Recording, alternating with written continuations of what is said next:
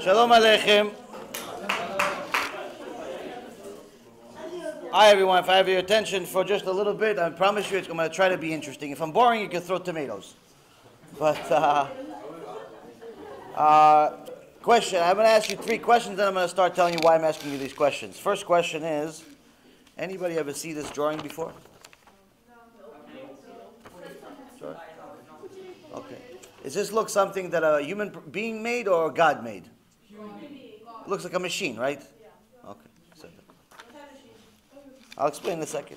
Anybody ever see this drawing? Everybody saw this drawing, right? How everybody thinks that we came from a monkey. Right. Now, does anybody believe we came from monkeys? How many people? 1? You believe? Monkey came from us. Okay, so by show of hands, how many people believe we came from monkeys? 1, 2, 3, 4, 5. Okay. So, okay, beseder. All right, beseder. All right. So you think we came from monkeys? Okay, so now.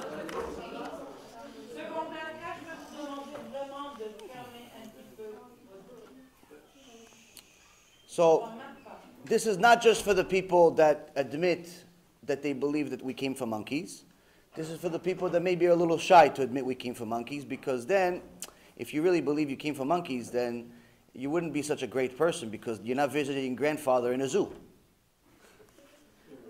But the reality is that everybody has to ask themselves, Be'emet, did we come from monkeys? It's a real serious question. Did we come from monkeys? Are the Goyim that created this whole theory that said that we came from monkeys, are they right? Now, by a show of hands, how many people believe in God?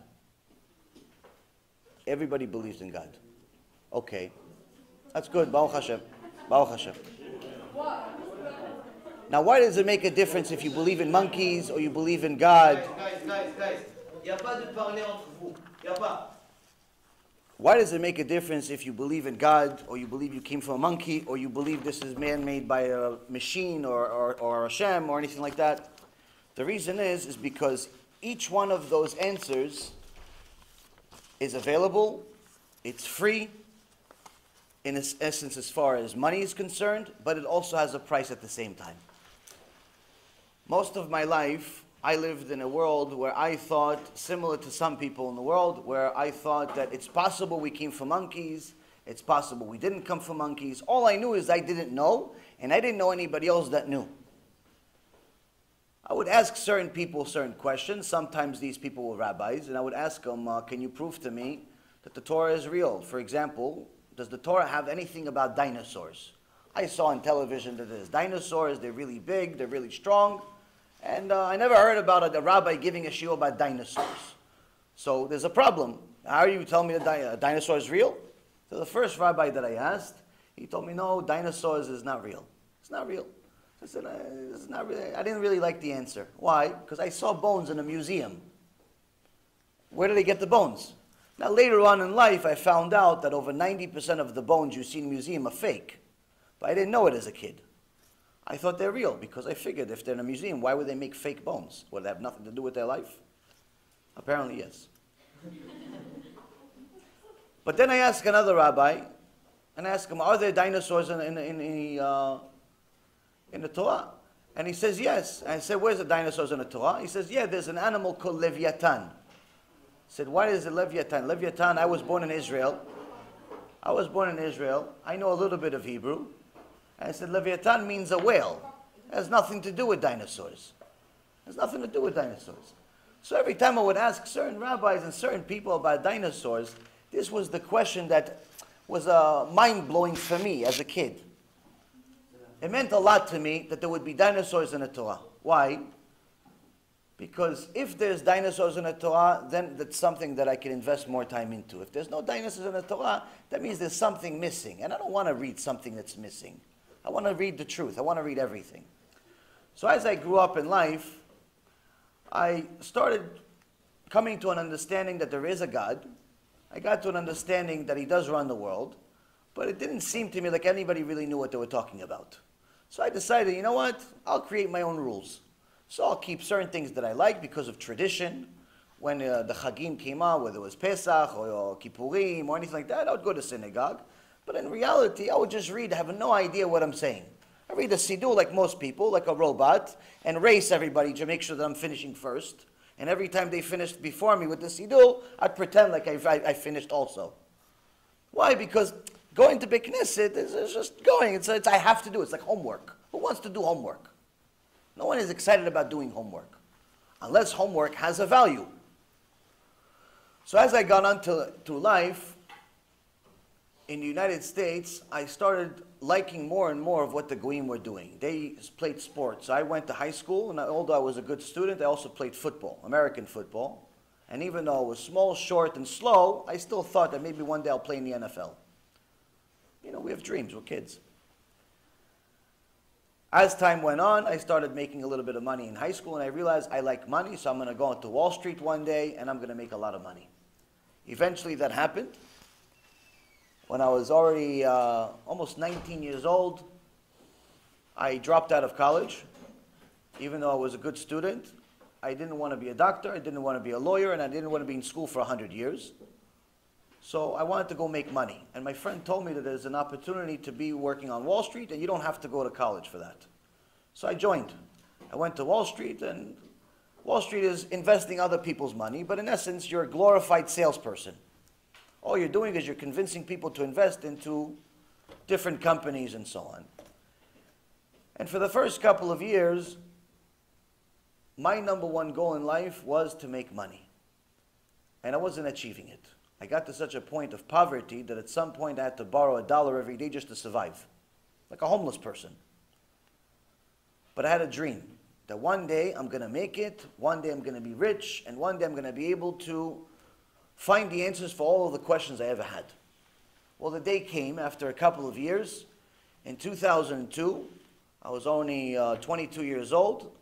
I broke a company record and I made over $100,000 in 1 month. After that, I started making more money like that every month. Got to a point that by 2003, I was 23 years old and I already made the first $1 million. At that point, life changed. Life changed. Why? Because now I could buy anything I wanted. All the things that I saw on TV my whole life, I could buy them.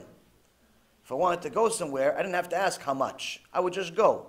If I wanted to go to a store, I didn't ask them how much is this shirt, or how much is this pants, or how much is this watch. I would just grab things and buy them. And I would take my younger brother shopping, and I would just tell him, whatever you want. He goes, what do you mean, whatever I want? I said, buy the whole store if you want. We have money, we could buy, we could use this. That's what money is for, it's a tool. Never really cared for money, and I just said, oh, this, you make it, you use it and spend it. It's more fun to make it than to actually spend it, believe it or not. But as time went on, and I made more and more money, and I built a company, and other people worked for me, I started becoming bored with life. And the reason why is because every single person, doesn't matter whether they're young or old, eventually asks a question. Usually a person asks a question a few times in their life, which is, what's the point of life? Why am I alive? Now initially you think, oh, I'm alive because maybe one day I'm going to make money and I could buy all the stuff that I want. But that can't be true. Because there's a lot of people that have all the money in the world, they have enough money that they could burn money, but they still decide to commit suicide. They did a research in the United States and they confirmed that people that decide that their life is worth nothing to such an extent that they don't want to live anymore are usually rich. They're usually very, very wealthy people. Anybody heard of the comedian Robin Williams? Yes. Robin Williams made a couple of funny movies. Well, Robin Williams, when he died, he had a net worth of over $100 million. $100 million, just to give you an understanding of what it means, $100 million. $100 million means you could pretty much buy anything you want without ever being considerate about how much it costs, to such an extent that if you spend $1 million every month of your life, you spend $1 million, you're still never going to run out of money. Why? Because the money that's left, you spend $1 million after 1 month, you have 99 left, right? But within a few months, the money that you have left will generate another $1 million. Meaning that you literally will never run out of money. Even if you spend $1 million a month. It's an enormous amount of money. He had all the money in the world, but he still decided that his life was worthless. And there are many people like him that have all the money in the world, but they prove that money means nothing. It's just a tool, just like a door is, just like a hammer is, just like a pen is, just like anything else. It allows you to do certain things. It doesn't solve your problems, though. So when I had this money, I realized that I'm still unhappy, I'm still unfulfilled, there's still no point to life, so okay, so this has to be something else. So I said, okay, maybe it's time, find a wife, have kids. Plenty of people have a wife, have a husband, have kids, and they prefer that they don't have them. They don't want to have the wife and they don't want to have the kids. Why? They say, you know what, I was happier when I was single. There's a lot of people that are married, but they're still miserable. Which means that, in reality, that cannot be the reason why you came to the world. Because there's also plenty of people that live through that their whole life and they can't find a spouse. They can't find a husband. They can't find a wife. They can't have kids. Which means that this God that all of you agree that you believe in, if He created the world like you said He did, there's no way that He would create a person with no purpose. Meaning that if His purpose was to have kids and to have a wife, and He lived His whole life without finding a wife and without having kids, that means He has no purpose in the world. That doesn't make any sense. That means God made a mistake. God can't make mistakes, because if He makes mistakes, then He's human. Humans make mistakes. God doesn't make mistakes. So I realized that that can't be the real truth. That cannot be what makes you happy. And I continued looking for different arguments, whether it's kids, or it's a wife, or it's money, or it's a success in some type of thing, or it's a hobby. And I kept looking, and I couldn't find. When you look for the truth, Hashem promises you that you'll find it. But the truth comes in two forms. One, it comes in a form of a lecture like this, where someone's going to tell you the truth. And you have a choice at the end of the lecture, whether you're going to do something about it, or it's going to go from one ear out the other, and you're going to go back to your life. Sometimes it comes in a shiur like this, sometimes it comes in a seminar, sometimes you hear a CD, sometimes you may see a video on the internet. Who knows? Just different ways. This is the cheapest way to find the truth. Easiest way to find the truth. The other way to find the truth is much more difficult. Why? Because then Hashem talks to you. But when Hashem talks to us, since we're not Moshe Rabbeinu, He doesn't talk to us through a burning bush. He talks to us through life experiences. And usually the life experiences that remind you of Hashem are difficult. Somebody that usually wins the lotto, they don't say thank God. They say, where's the next car shop to buy cars? Where's the next plane that I can buy? They think that, now it's time to have fun. They don't thank God for the success they have usually. Usually the people that are the most religious in the world are very poor, very sick, and very miserable. Because those people have no other hope. That's why if you look for example, the most religious neighborhoods in the world are usually very poor. Because those people have nothing to rely on other than Hashem. Now, I went through life and I had money, but I asked the same question, what's the point of life? What's the point of life? And little by little, I got to a point where I became very depressed because I couldn't find an answer. But one day, I decided, you know what, let me just continue with my life, and I wanted to have a vacation. I went to Las Vegas for a month and a half, and I thought that maybe I'm going to just think about things, have a good time. I just made $1.5 million the month before, so money wasn't really a problem. I figured, you know what, this is a good thing to do. And I went and I had fun, but even after 2 days, it became boring. So it wasn't the purpose of life. After I came back, I said, you know what, maybe being in good health is the point of life. So I started exercising and eating healthy, and then one day I realized that maybe I could have a surgery to fix something that was bothering me once or twice a year. And they told me that to have the surgery is very simple. You come to the surgery in the morning, after a couple of hours, the surgery is finished, they send you home, you're a little bit uncomfortable for a couple of days, and then you go home. They call it an elective surgery, meaning you don't really have to have it, but if you want to, you can. Like for example, some people have a nose surgery. Some people do it for cosmetic reasons because they want to look better, they don't like the way their nose looks like. But some people do it because they can't breathe. They can't breathe well. You don't really have to have it because technically you could still use your mouth. But if you want to and you want to breathe better, have it, enjoy it. It's a very simple surgery. I had a similar surgery like that. It's a very simple surgery. The difference is is that my surgery didn't go so simple. When I woke up out of the surgery, I woke up in an enormous amount of pain. Something went wrong. My entire body was in pain. They cut some type of nerve that they don't know what they cut or what they did, but it changed the entire makeup of my entire body, where everything hurt, from my head all the way to the bottom of my feet. To such an extent that I was screaming my lungs out and had to give me the most amount of morphine legally allowed just to calm me down. Eventually they calmed me down, they released me, they said, no, this is just a slip up, everything is okay, you can go home, rest, you have nothing to worry about. Well, it was very easy for them to say, it's very hard to actually do. When I got home, I went, I rested, I woke up 45 minutes later with even worse screams than I had before. Only this time, the screaming and yelling and crying didn't stop for 62 days. My body started failing, and I literally started dying. Little by little, my body started failing, and all the things that we enjoy in life became something that was no longer available to me. After a couple of months of this, I realized that, you know what? Obviously, this surgery was a mistake, but there has to be more to life than all the things that I'm doing. And as I started getting healthier and healthier, I started looking for more answers. But I still never looked at what Moshe Rabbeinu told us to look at, which is the Torah. I looked everywhere else except the Torah. So the first sign that Hashem gave me, that He's not so happy with me, I didn't get the message. He sent me a text message by giving me a very difficult surgery. I didn't get the message. Hashem sends you messages. And those messages come in difficulties. Sometimes you lose money, sometimes you get sick, sometimes your heart breaks for some reason. Different things happen in life, and that's all messages from Hashem. I wasn't taking it as a message from Hashem, I was taking it as just bad luck, like most people. So, 9 months later, Hashem had to send me another message. I had a pain in my leg, to the point where I couldn't walk. I went to the hospital. They said that I have an internal infection called an abscess that's so big that if I would delay the surgery by another hour, it would explode, go into my blood system, and I would die instantly. I said, oh, that sounds like fun, so have the surgery.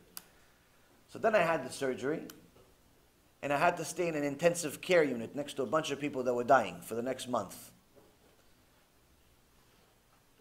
After a month, I got the message, but I thought again, bad luck. So 6 months later, Hashem gave me another sign, another surgery. I still didn't get it. So 3 months later, He gave me another sign. I still didn't get it. And then another month later. And then every month, I would go to the hospital or to a doctor or to some type of surgeon. And it got to such a point that I became a part of a study for science. Because they said, listen, there's something wrong with you, but nobody knows what. You should donate your body to science, because at least somebody will benefit of your pain. I didn't actually like the comment so much, but nonetheless I became part of a study. And they tried to discover what's wrong with me, because they couldn't understand how one simple surgery can change your entire body. Every month I would have to go to some type of surgery. Every week I would have to be part of some study. I would be in pain 24 hours a day. I would have enough painkillers just to survive. And even that didn't work.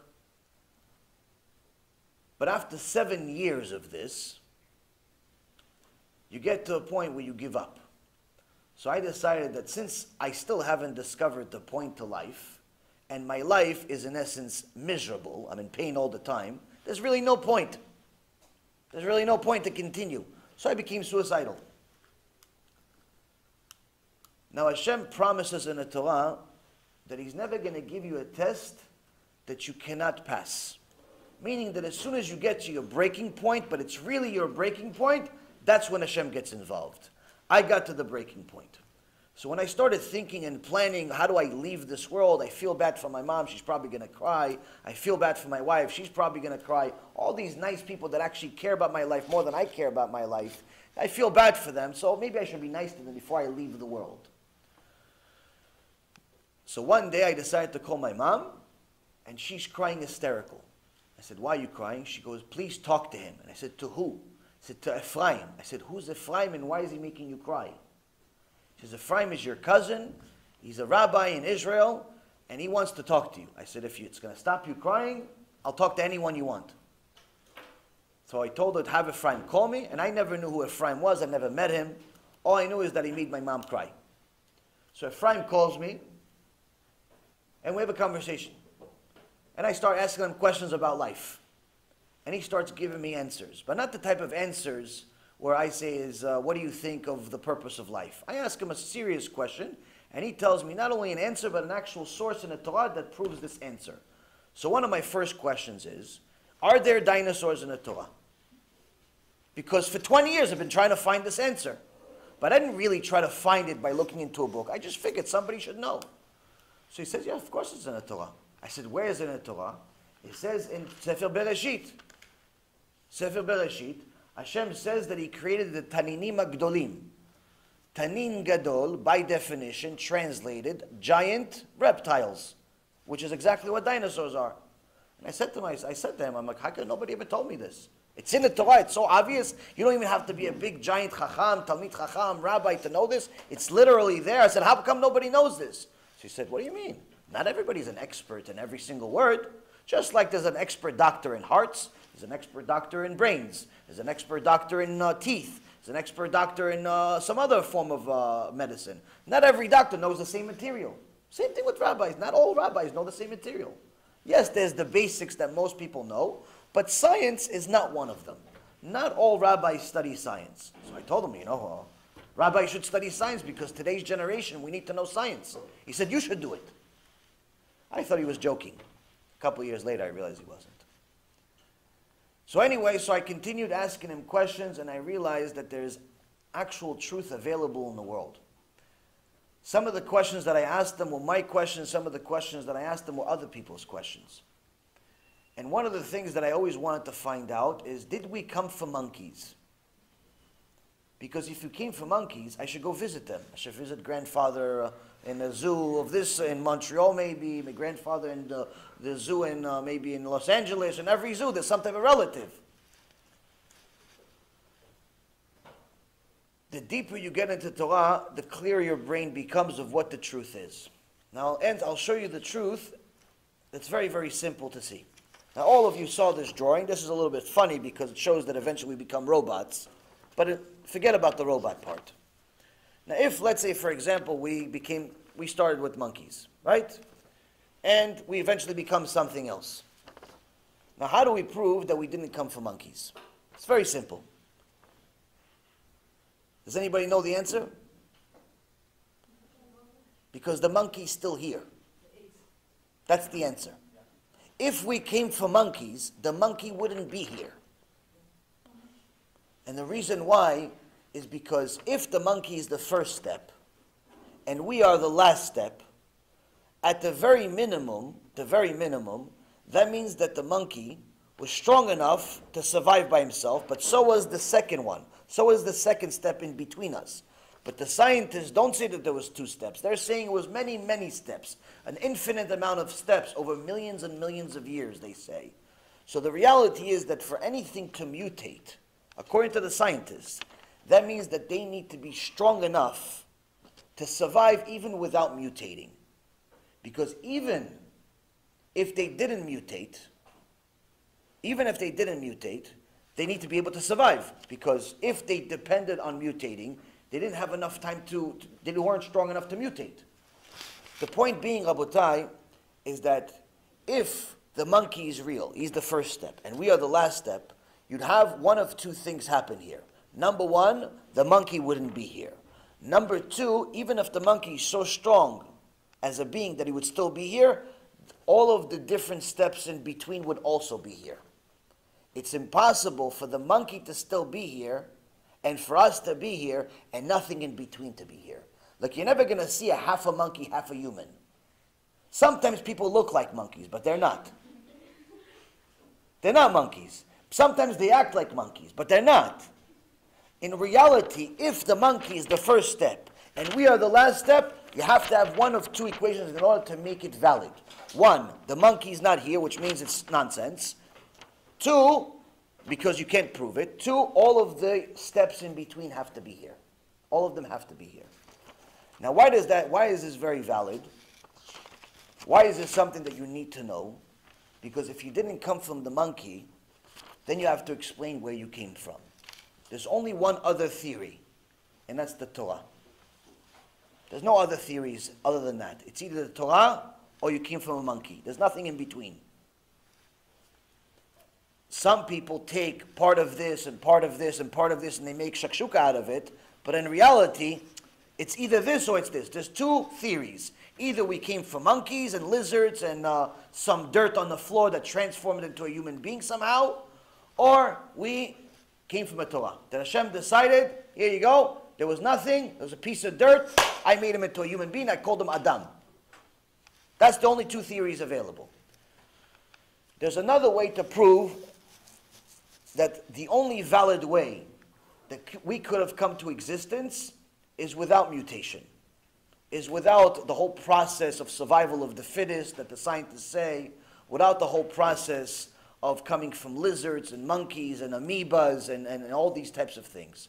And the reason why is because these other processes depend on something called mutations. A mutation doesn't just start but from nothing. First you have a cell, then the cell goes through either mitosis or meiosis, which you probably learned in some science class, which means the cell replicates itself, either identical or similar. And it replicates itself. Eventually, one of the cells decides it doesn't want to stay a cell anymore, it wants to be a dancer, and he decides to become something else and it mutates. Sometimes a Jew doesn't want to be a Jew anymore and he wants to be a goy. Same thing. Now this mutation has to be perfect, because if something wrong happens, the cell dies. Now this drawing that I asked you, if you think it comes from a human being or not, is one of the proofs that I had in my life. This is called a flagellal motor. Flagellal motor. F-L-A-G-E-L-L-A-M. Now, scientists discovered this motor, but they didn't discover it in NASA. They didn't discover it in some type of engineering company. They discovered it in a human body. In fact, every single one of you has trillions of it. And you need it in order to survive. Because every single bacteria that you have in your life, in your body, that gives you life, that gives you the ability to operate, needs to move from one place to the other. Now you've all seen, I'm sure, some type of visual image of your blood cells moving from one place to the other through your veins, or something moving in your body. How do they move? They move through some type of mechanism. That mechanism is partly because of this motor. Because this motor works in a very perfect way, where it operates, where this thing swings over and over, and it goes from place to place, and it takes cells with him. Now this motor has many, many pieces, but they highlighted a few of them. There's the green one, there's the yellow one, there's this one that's gray a little bit, there's blue, there's light blue, there's the orange, there's the red, meaning this is not just one piece. This is many, many pieces. In real life, it actually looks like this. But there's no color images here because you can't take a color image because this is so small. This picture is 50 million times the size of what it really is. 50 million times the size. Now, the scientists that discovered this said that if one of these pieces didn't work, decided to go on vacation for a weekend, didn't want to work, not only will the motor not operate anymore, but very likely the subject will die. Why? Because that cell, that bacteria that needed to transfer from point A to point B, if it doesn't, that could potentially mean that the person can't breathe anymore. Or that could potentially mean that the person can't see anymore. Or that could potentially mean that something in the body that he needs is not going to happen and he simply just cannot operate. Why is this important to you? Why am I giving you a science class instead of a shiur Torah? Because in order for this to come from nothing, to come from some type of mutation, that means that the first time out that it mutated from nothing into this, it has to be perfect. Not only once, but an infinite amount of times. Because if there was ever a mistake in any of the motors that you ever have in your body, life would be very, very different.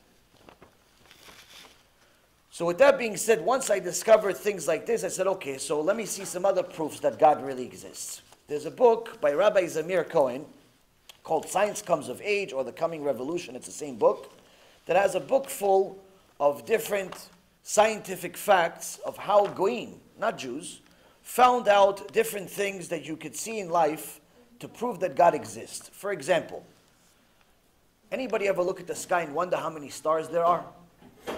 There are more stars than the grain of sand in the world. There are more stars than Than sand in the world. sand in the world. Nice theory. No, do you have a count? No. No, okay. So you don't know for sure. It's a theory. Oh no, I saw it On the internet. So the good news is, I don't have the exact number. I don't have the exact number of how many sand grains there are in the world, but I do have the exact number of stars. 400 years ago, there was a person by the name of Galileo Galilei. Everybody ever hear of him? Telescope, Hubble telescope. Look into the stars. Well, initially, people looked into the sky and they said, you know what? I can see 800 or 900 stars. That's how many stars there are in the world.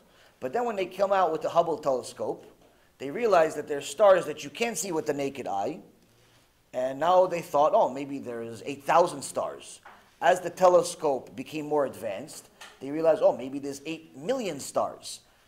In 1994, they connected a telescope to a supercomputer. And the supercomputer in NASA estimated that there is 10 to the 21st power stars, meaning 10 with 21 zeros after it, amount of stars. That's a lot of stars. Fast forward 10 more years, a university in Australia came up with a more precise supercomputer, and he says, no, you overestimated. There's really 10 to the 18th power stars. 10 with 18 zeros after it. You overestimated. Because they didn't actually count it, they just estimated based on certain scientific facts and algorithms. Now, Am Yisrael has known exactly how many stars there are since the beginning of the world. In the Gemara Masechet Brachot, which is the oral Torah that we have and we depend on page 32b, if anyone wants to look at it themselves, Hashem says to Am Yisrael, Am Yisrael was complaining to Hashem, Hashem, you destroyed the Bet HaMikdash, you forgot about us. Even a man that leaves his wife, eventually he remembers that he used to be married to her. So you're treating us like some woman that you never knew. So Hashem says to Am Yisrael, Biti, my daughter, look what I did for you.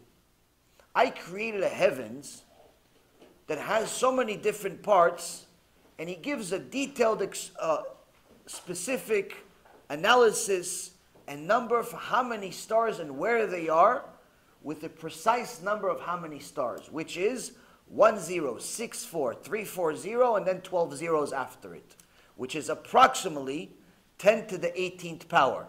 Just like the scientists said 15 years ago. Only difference is we have the exact number. They're just estimating it's 10 to the 18th power. We know it's 1064340, and then 12 zeros after it, meaning we have the exact number.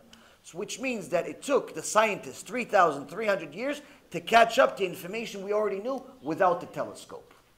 Now, how could Am Yisrael know such information and write this information down in a book without having a telescope? Exactly. Which means that if we don't have a telescope, there's only one way to find out. The one that put it there, he told us.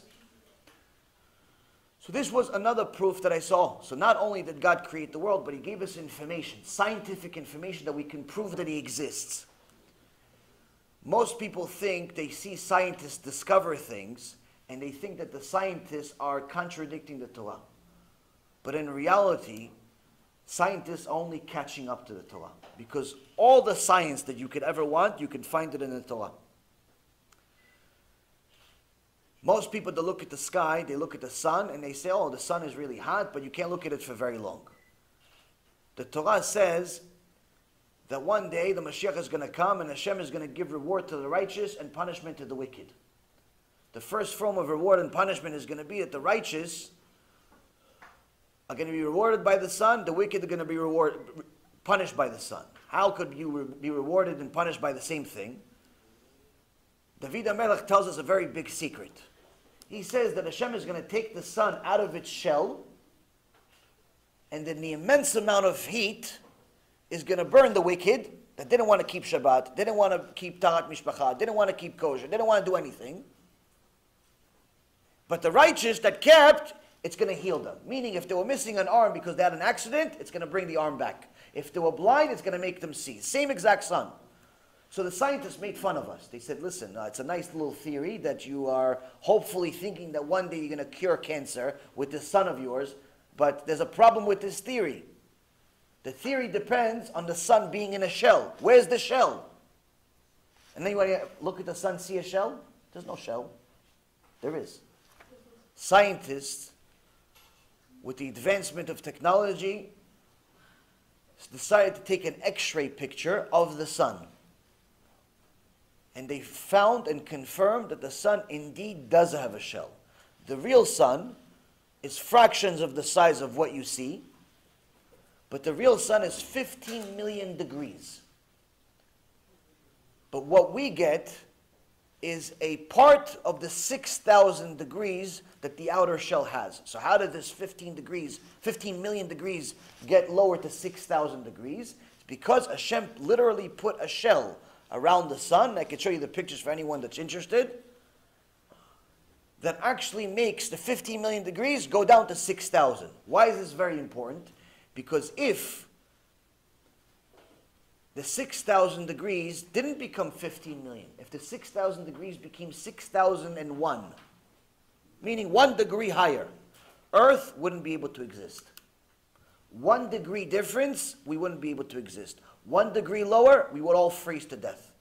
If Earth moved 1 degree further from the sun, meaning it got 1 degree lower, all of life on Earth would freeze to death. If we got 1 degree closer to the sun, everything would burn. Meaning that it's exactly and precisely in the only place that it can be, and exactly precisely the temperature that it can be. This cannot be by chance, this cannot be by some type of statistics, doesn't matter how many years have passed. So this book is full of these proofs, and there are many books like it, and I looked at many of them, and I realized that now that I know for sure, not I believe in God, I know God exists, because there's nothing else makes any sense. Nothing else even can make sense. Especially as you know many, many proofs. And I have, Baruch Hashem, 5 movies, 5 short 15 to 20 minute movies, similar to this, but with the illustrations, the visual effects that you can watch online, with different scientific proofs of God, that you can actually see from the Torah. Now why is this very important to know that number 1, God exists. Number 2, we didn't come from monkeys. Number 3, God runs the world to such an extent that even the cells you have in your body, He runs them. Because that means once you have all of that information, that means that you have to find out what He says. Because we depend on Him. Because if He doesn't do what we want Him to do, He doesn't have to bring a war. He doesn't have to bring poverty. He doesn't have to bring any of the big things that people are scared of. All He needs to do is make 1 protein not work. That's it. Just 1 protein stops working. And a person can stop seeing. This is what happened to me.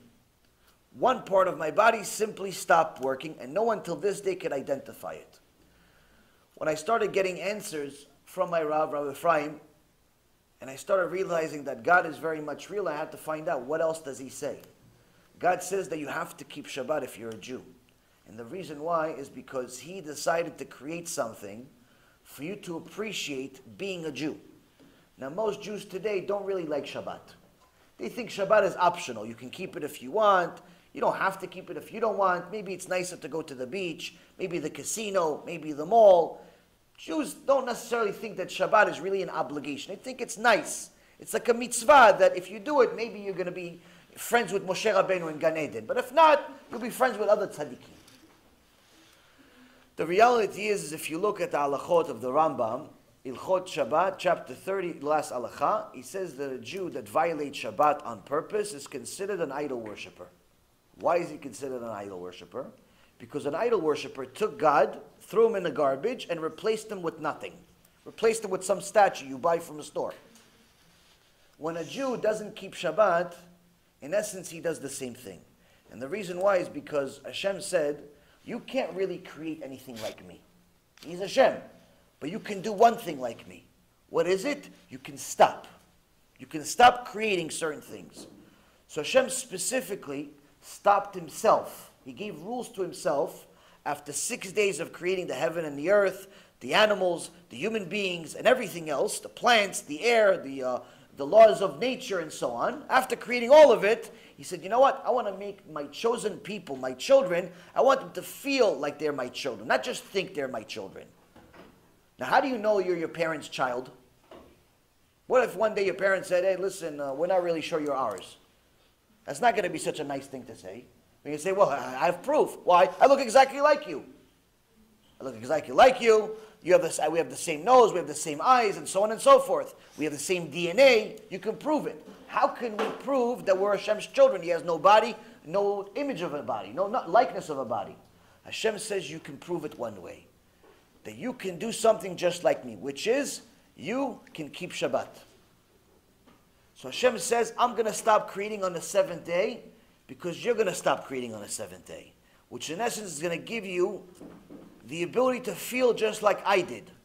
When I stop creating, you're going to stop creating.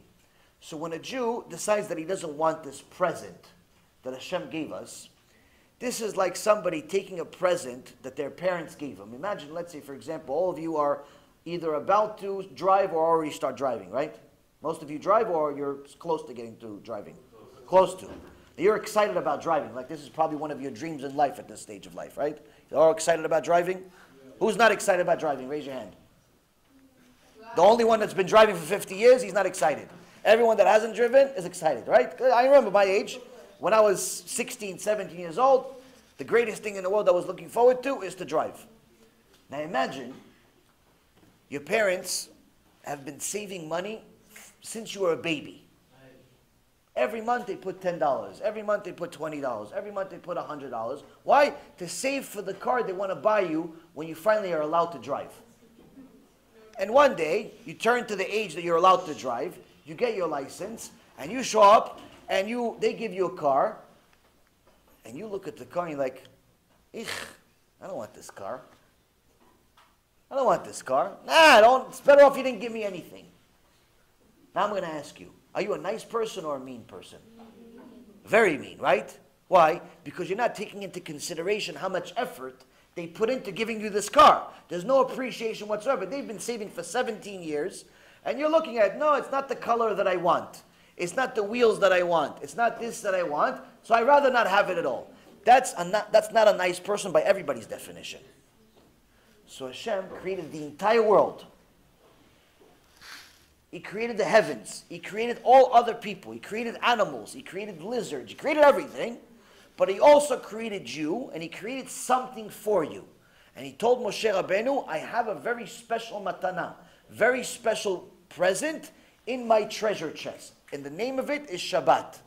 And I want you to give it to Am Yisrael as a special present for me. So when a Jew says, no, this present, it's not for me. Does that make him a nice Jew? Or not such a nice one? So this, Rabotai, are some of the questions I started asking myself. And the reason why is because I realized that I needed to depend on Hashem. Because I needed Him to cure me. I needed Him to give me money. I needed Him to give me a wife. I needed Him to give me kids. I needed Him to give me air in my lungs. The good news is you also need all of that. Everybody needs all of that.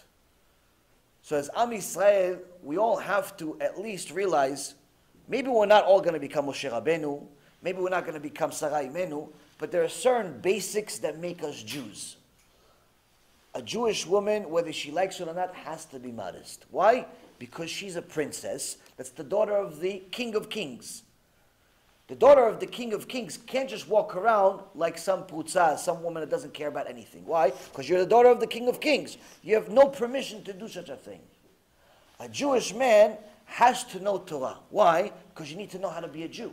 You can't just decide, no, I'm going to learn once I'm married and I'm old and I have nothing else to do. Well, what are you going to do for the first 50 years? So these are certain basic requirements. There are certain basic minimum that's required of us. Why? Because every day we ask Hashem for stuff. Right now you ask Him for basic things. You ask Him to help you with the test. You ask Him to help you get a car. You're asking Him for your parents to be happy. You're asking Him for basic things. As you get older, you can ask Him for more stuff. The very least we can do is do a little bit of what He said. Do what He said. And little by little you'll see that the more you do what He said, the more He'll do what you want. I found this out a little late, but not too late. As soon as I started doing tshuva, I started learning, I started teaching, I started realizing that there's more meaning to life than just working and making money. I started realizing that a lot of people are just like me, they don't really know the truth. So I started teaching other people. But in order to teach people, you can't do it if you're in pain 24 hours a day. So I put Hashem in a situation where either I can't teach or He has to heal me. It was a good deal for Him, so He decided to heal me. How? I have no idea. He runs the world. So little by little, my body stopped hurting. Little by little, the infection stopped coming. Little by little, I was able to function like a normal human being. But I still thought, maybe I'm going to work in the business world as well as actually teach. But eventually Hashem says, no, I don't want you to be in the business world at all, so He took away the business. Giving me no option kind of option where I had to learn. I had to learn and I had to teach. But this time around, I wanted to do it. Because I see a lot of kids like you, some your age, some a little younger, some much older, that are still not sure if we came from monkeys or not. Still not sure if we're the same thing as Goyim or not. So when I found out, I realized that I have to teach other people.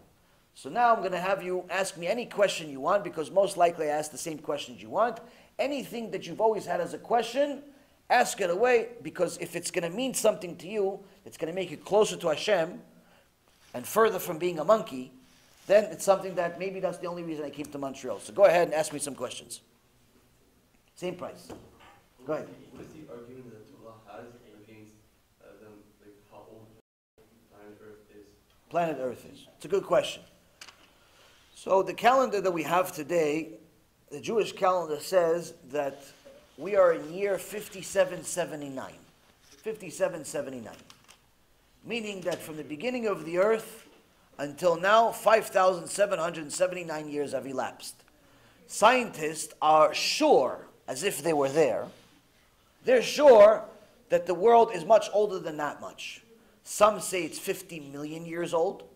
Some say it's 250 million years old. Some say it's 500 million. Some say it's 1 billion. Some say it's 13.4 billion years old. That's the biggest number so far. So how come all the scientists don't have the same opinion? Because none of them actually know. They all have theories. Theories, by definition, means a guess. It means an educated guess based on certain things that you depend on. Now, the problem with the scientific theories is that, number one, you're never going to find two scientists that have the same theory, because he's guessing just like he's guessing.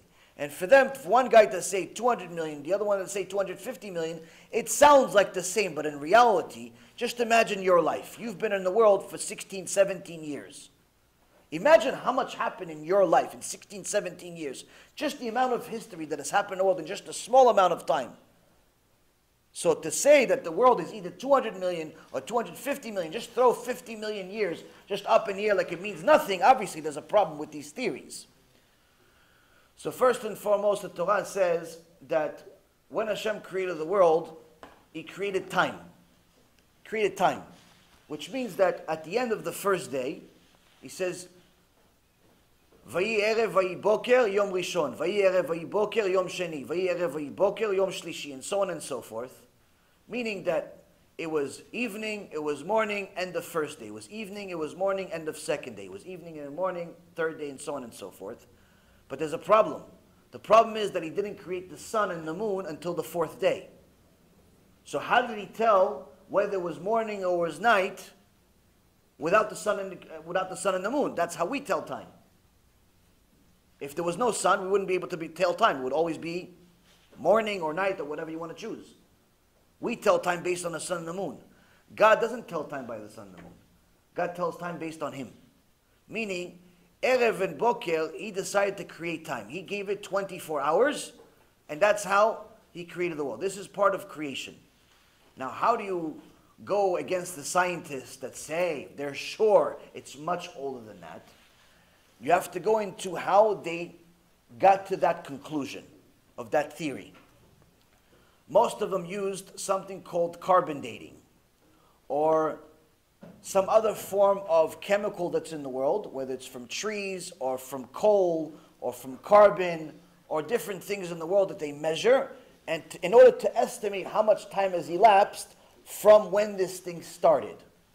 The problem with all of the theories is that there is a scientist that came out with an actual analysis that's a conclusive analysis that no one has been able to challenge for over 25 years. And the analysis says is that all of these theories depend on one single thing, which is that the atmosphere, the temperature of the world, has to remain constant. The reason why is because if the temperature changes, for example, if let's say, for example, you take this piece of plastic and you put it on a table for 10 years, if nothing changes with the temperature, you'll be able to assess where it's been to some extent. But if throughout the next 10 years, there's 1 second that you put it under flames. 1 second, not the whole time, just 1 second, you put a torch to it. And then the next 10 years, same thing. Do you have the same information? Can you still say this 10 years and this 10 years is the same thing? No, why? Because the temperature changed. Something drastic happened.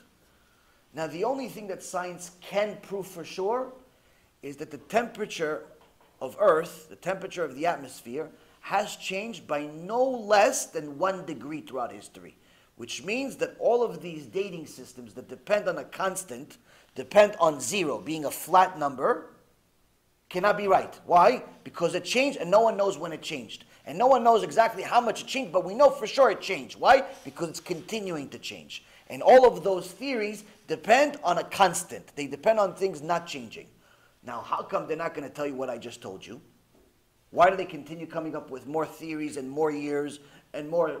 Because if you tell people, listen, by the way, all the things we said until now are completely wrong, then people stop donating money, and the government doesn't give grants, and the colleges close down, and the universities close down, and the scientists lose their jobs, and they become homeless. So obviously they're not going to do it, so they're going to keep telling you because no one actually cares enough to find the real information. They say, oh, this scientist said it's 300 million years old. This other one said 13 billion. Let's go with him because he sounds more realistic, 13 billion. The reason why all of them do it, aside from money, is because as long as you believe that the world doesn't really have answers, then you don't have any obligation to serve Hashem. This is the reason why a lot of people want to believe in science. Because as long as they think that science is right, that means that there's something else other than Hashem.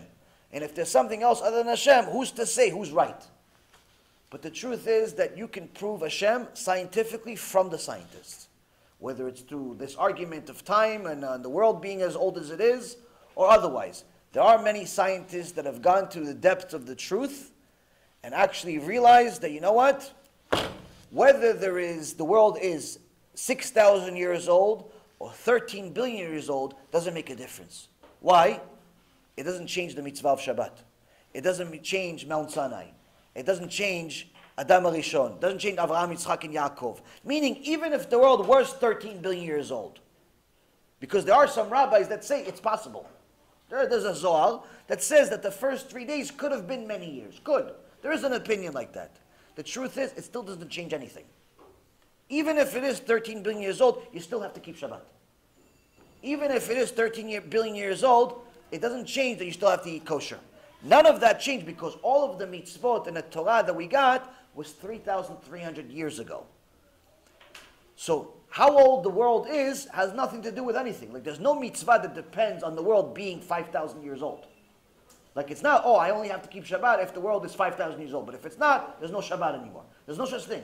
So, whether it is or it isn't is irrelevant. But in truth is, the reality is that it's not 13 million years old because scientists themselves have proven that it's just a theory and not an actual science. Next question.